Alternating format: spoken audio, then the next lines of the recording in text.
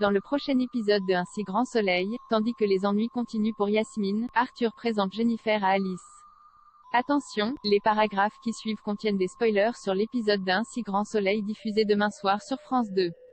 Si vous ne voulez rien savoir, ne lisez pas ce qui suit. Mercredi 2 mars dans Un si grand soleil. Les ennuis continuent pour Yasmine sur les ordres d'Erwan. Yasmine doit cacher Kim Lelong, la fugitive qui a tué une joggeuse. Pendant ce temps, Ian informe le commissaire Baker que les prélèvements ADN ont bien confirmé que Kim est la personne qui a renversé la joggeuse et braqué Guilhem. En fouillant dans son passé, le policier a par ailleurs retrouvé le contact de son ex, qui n'est autre qu'Erwan. Ian rencontre donc le prisonnier au parloir. Si ce dernier confirme que Kim était sa compagne au moment de son incarcération, il précise cependant qu'il n'a plus de nouvelles d'elle depuis longtemps.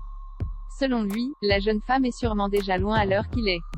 Ian tente bien de lui faire croire qu'il pourrait lui obtenir une réduction de peine s'il venait à lui donner une information utile, mais Erwan continue de dire qu'il n'a plus aucun lien avec elle. De son côté, Yasmine tombe sur un article du Midi Libre concernant Kim.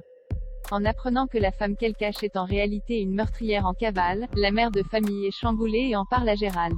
Non loin de là, Florent a récupéré le dossier de Driss et l'étudie avec attention, tandis que Johanna cherche à comprendre pourquoi il s'intéresse tant à cette affaire. L'avocat explique que l'histoire de ce jeune homme le touche particulièrement et qu'il a envie de l'aider. En parallèle, Anissa passe du temps avec Léo au bord de la plage. Comme il ne cesse de la complimenter, elle le prie d'éviter de devenir trop romantique car ils étaient d'accord pour que leur histoire reste légère. Léo assure alors qu'il n'est pas amoureux d'elle mais qu'il apprécie les moments passés ensemble. La nuit tombée, Yasmine apporte quelques courses à Kim. Toutefois, cette dernière n'apprécie pas qu'elle lui ait acheté uniquement des pâtes et des sous. Yasmine lui fait donc remarquer qu'il serait bien qu'elles fassent toutes les deux des efforts pour s'entendre un minimum. Par la suite, Yasmine profite de nettoyer la plaie de Kim pour évoquer l'accident qui a coûté la vie à une joggeuse. Puisque la fugitive se montre insensible à sa mort, Yasmine lance qu'elle pourrait faire preuve d'un peu de compassion. N'appréciant pas qu'on lui fasse la morale, Kim plaque Yasmine contre le mur puis lui conseille d'arrêter de l'importuner.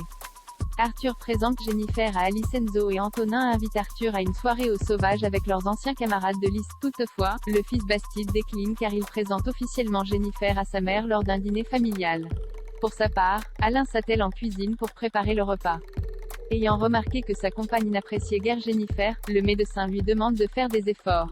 Bien qu'elle affirme n'avoir aucun a priori sur elle, Elisabeth promet de bien se tenir. Le soir venu, Jennifer arrive chez les Bastides et fait la connaissance d'Alice qui se dit très heureuse de la voir. Au cours du repas, Alice annonce qu'elle part le lendemain pour le Costa Rica dans le cadre du travail. Épatée, Jennifer déclare qu'elle a beaucoup de chance. En effet, elle avoue qu'elle n'a jamais pris l'avion ni voyagé de sa vie. Comme elle doit partir à Londres avec Alain le week-end prochain, Elisabeth invite donc Jennifer et Arthur à se joindre à eux. Une offre que le couple finit par accepter. Plus tard, Arthur raccompagne sa mère jusqu'à sa voiture. L'occasion pour Alice de lui dire qu'elle a beaucoup apprécié Jennifer et que cela lui fait plaisir de le voir aussi heureux. De retour chez sa grand-mère, Arthur rejoint Jennifer qui ne tarit pas d'éloges sur Alice. Lorsqu'il évoque leur prochain voyage à Londres, Jennifer se dit gênée d'avoir été invitée mais Arthur parvient à la rassurer. Cependant, en descendant chercher un verre d'eau dans la cuisine, Jennifer surprend une conversation entre Alain et Elisabeth au cours de laquelle la femme d'affaires se moque d'elle pour avoir dit que le Costa Rica se situait en Afrique. Si elle trouve Jennifer absolument charmante, Elisabeth l'estime aussi totalement inculte.